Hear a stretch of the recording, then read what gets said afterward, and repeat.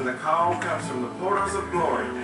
Come on home, for it's supper time at last. Okay. There are countless methods of plate joining. I have tried a bunch of them. I've made all kinds of different jigs. I've made the one that LMI sells that has the ropes and the wedges, and I made another one that I copied off of a friend of mine here in West Virginia. And when I first started, I always thought the more pressure I could apply to this joint, the better off I was going to be. And I found out that what I was doing was possibly squeezing all the glue out. I was sanding this joint here to like 320 and making it too slick. Really, you need to sand it to about 80 grit because it needs to be able to have something for the glue to hold on to.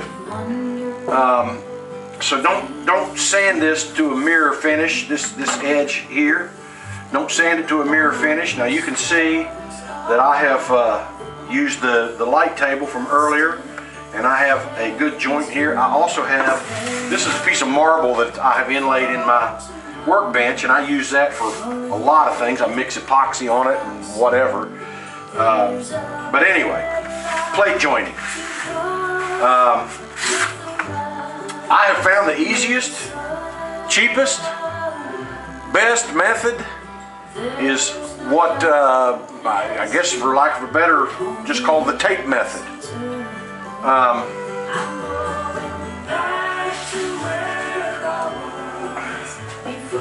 To start with, first I'm making sure you know that you've got a good tight joint here. Now you've probably handled that. You get oil on your hands, off of your hands on there. So just take a little acetone and wipe that down, and this acetone will dry almost instantly.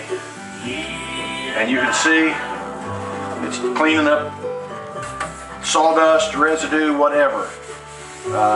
But basically, more than anything, it's taking any oil out of this. Now, also, while I'm thinking about it, earlier when I was showing you how I used the level with the sandpaper glued to it to get this, to perfect this joint, I've neglected to tell you to be very careful not to tip this, because obviously if you tip it, like say here, if I tipped it to the back, I would get a good looking joint on the top, but it would be a point and it would be open. As soon as I start sanding, that joint's going to open up.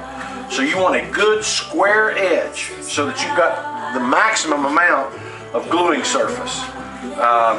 Because I mean, honestly, you're gluing a very, very thin piece of wood together, and there's not a whole lot of hold there.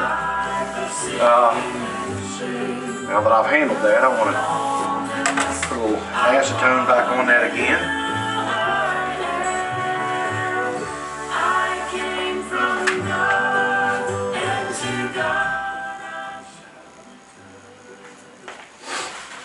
Turn that music down. Okay. I just use Titebond. And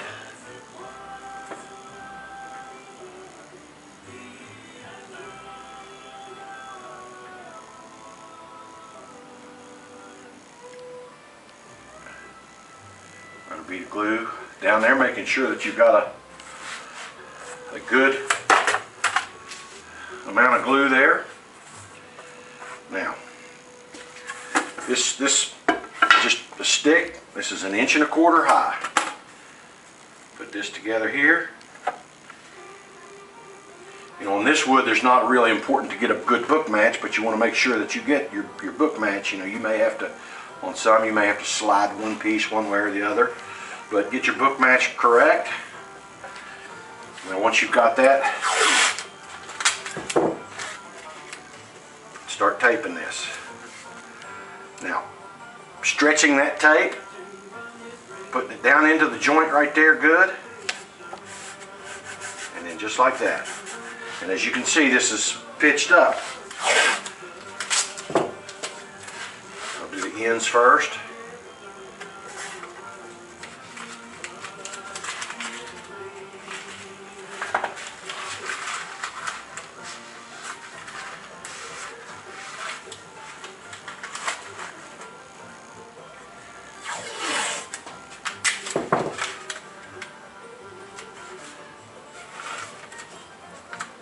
Making sure that you get that right up to the joint before you try to stretch that. Pushing that together and then getting that good and stuck. Okay. Now I want to clean up this excess glue with the razor blade. Being careful not to take the glue out of the joint.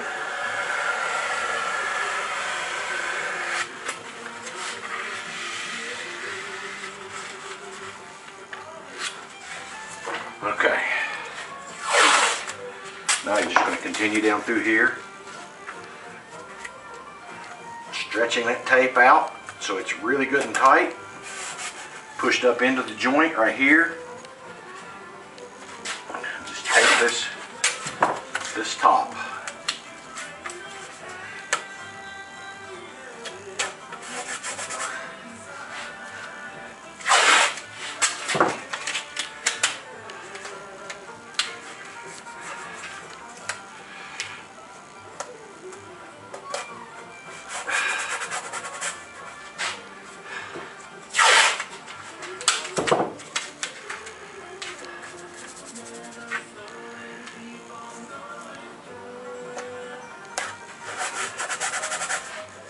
While I'm doing this, I'll tell you, I will encourage you, you guys might, I'm sure, you guys probably heard of Wenge wood, W-E-N-G-E. It comes from Africa.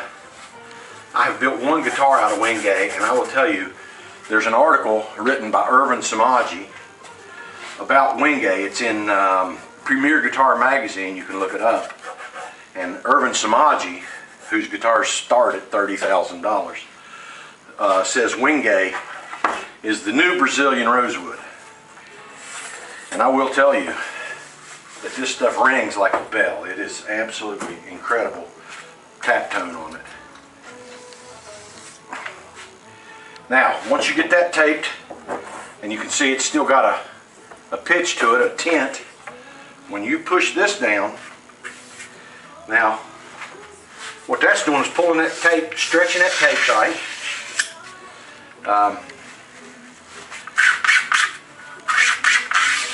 Just clean that excess glue up. That needs to. I use a piece of Delrin plastic. Run down through there and make sure that I get that pushed down real good, so you don't have any areas you got to sand out. Once you get that down there pretty good, stretching this tape out good and tight.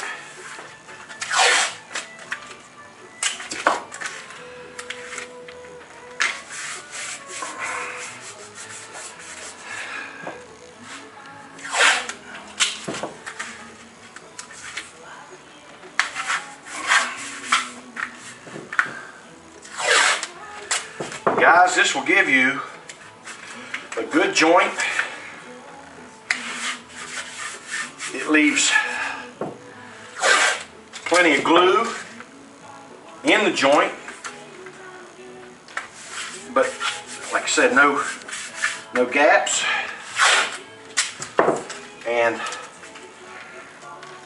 I've had the most success with the simplest method, which is good because I like simple things. Now, just make sure that's down all the way.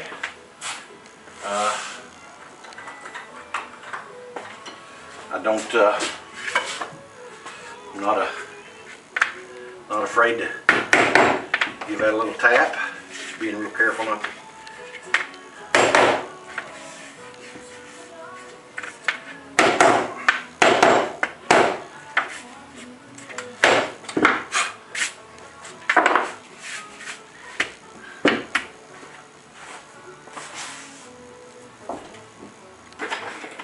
And apply some weight to it.